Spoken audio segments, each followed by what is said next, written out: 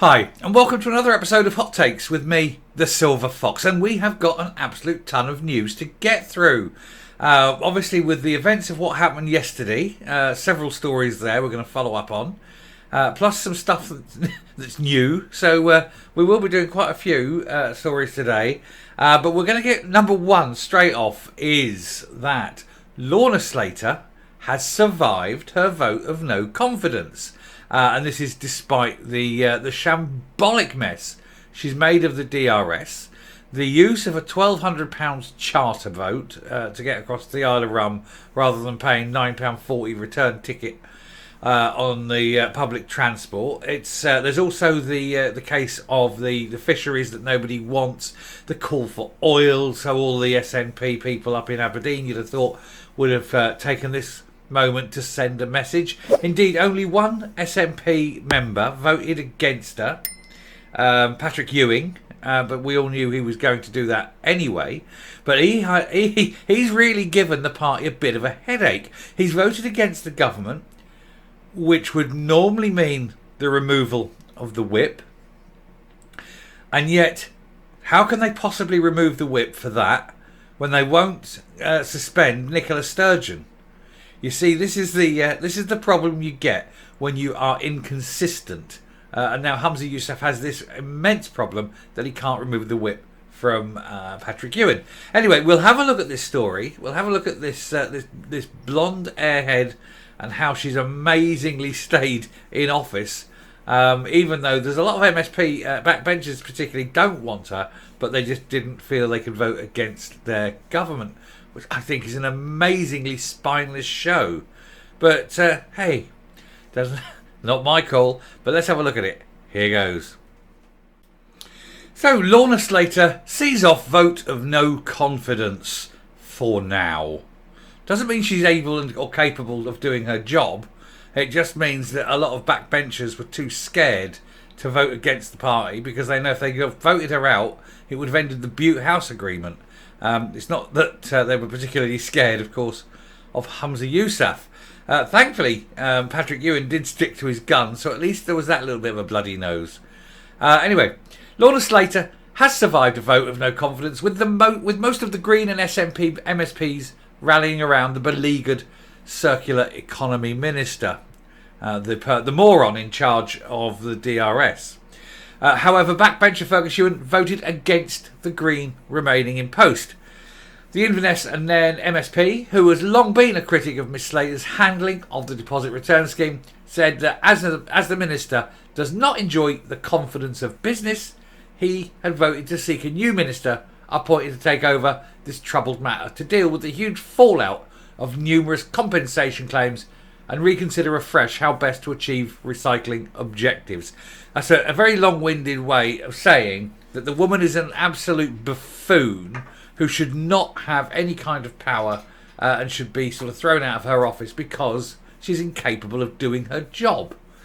But yeah, I mean, and that's basically it. She's not capable. We all see this. Nothing she does is right. And I've got another story about her, which will be a separate video because of the nature of what it is. It's not really connected with this.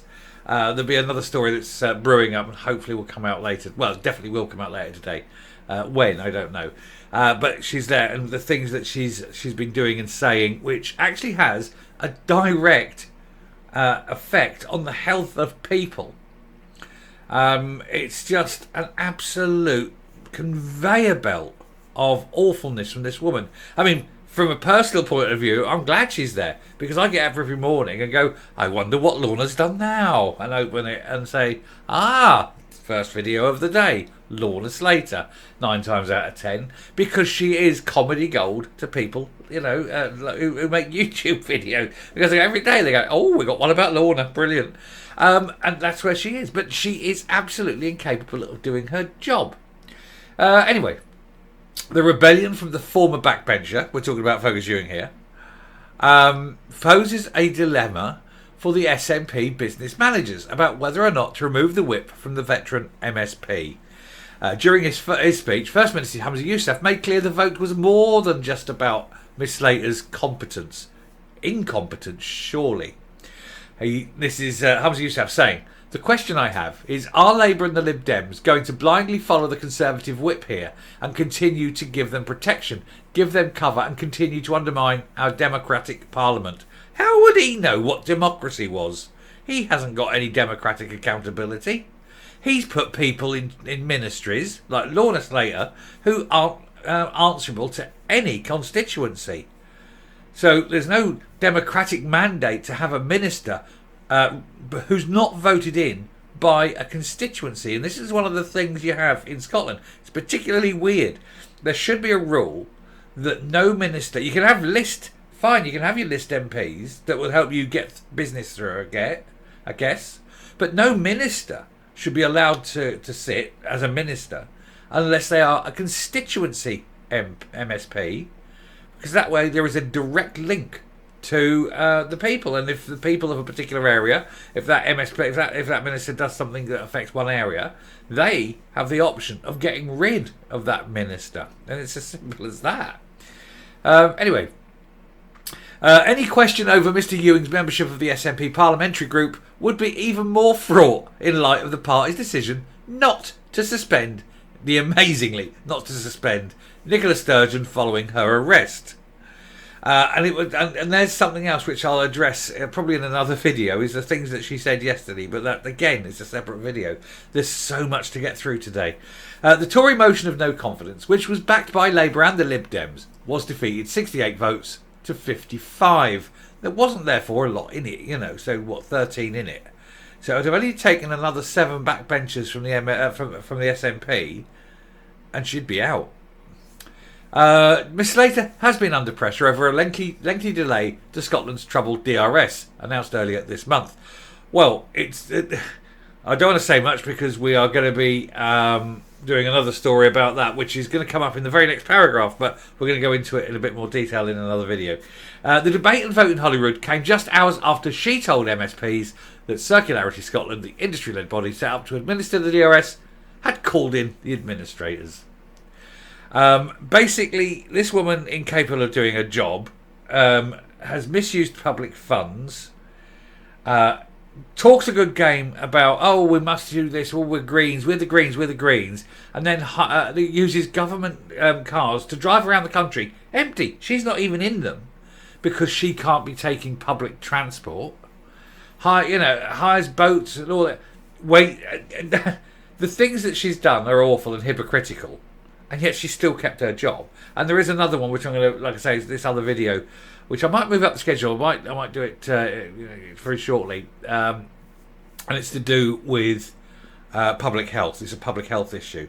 That she's actually not trying to, something that is bad for public health is what she wants to do. It's one of those law of unintended consequences kind of thing. Again, because they're incapable of looking to see what their policies actually mean. But they did start off with Liam Kerr, the man who sort of brought this vote of confidence. He was there and he opened the debate. And he was saying that the Scottish Tory MSP, Liam Kerr, said that he did not doubt Miss Slater's integrity or her commitment to the DRS. He said, I don't know Lorna Slater. The only major interactions have been in this chamber and in committee. And I do not doubt for a minute her integrity. I do not doubt she strives to do her best in a crucial and wide-ranging brief. And I do not doubt her commitment to the deposit return scheme. All of those are not in question in my mind, and nor do they fall to be considered today. Because it isn't her commitment to something. It isn't her striving to do her best. It's just that her best is really rubbish. He said, my reason for bringing this motion is that since being appointed to this crucial ministerial role in autumn 2021, with particular responsibility for implementing Scotland's deposit return scheme, a scheme that all parties in this chamber supported and voted for and wished to see succeed, the minister has nevertheless struggled. And so you've got all this, and it's just sort of a list of what I've said about the things about, not taking public transport, hiring a ferry, driving cars all over the country, that sort of thing. So how, I don't know how, but somehow she has survived, only because of the spineless backbenchers in the SNP who seem to think that if they fire her, the Greens will walk away. They won't. They just won't. Because they're enjoying their moment in the sun as well. Because it's the only time they're going to have any real power. And so they're desperate to have that power over the town. They actually have way more power than they need because of the spinelessness of the SNP. Not being able to say, right, we'll give you get 3 things, that's it. Okay, 1, 2, 3, you've had them. They haven't gone through tough. The rest of it's ours now. And that's how you deal with it. And if they don't like it, tell them, well, if you don't like it, it's pointless you being here. Go and rule as a minority government. It's been done before and it's fine. Move on. But no, you won't do that because that would be the sort of thing you need a spine for. An old wobbling jelly, Humza Yousaf, won't do it. Anyway, let's round off and come up. I think there's one lesson we can take away from all this. It's that a lot of the SNP Back Benchers are as spineless as Humza Yousaf. They don't want her. Her views on the oil industry alone should have meant that anyone from up in the northeast of Scotland should immediately have rejected her. Anyone from a fishing constituency should have immediately rejected her. And yet they didn't. So what they're effectively saying is, even though they're the MSPs for people who work in the oil industry or people who work in the fishing industry, she's willing to put them to the wall. He or she is willing to put them to the wall in order to prop up Lorna Slater, a transient MP who won't be, or MSP, who won't be there in a year's time anyway. It's a joke. You're willing to destroy the future of real people to prop up the ego of one delusional, incompetent moron. Well done. I hope the people in those communities remember this come the next election.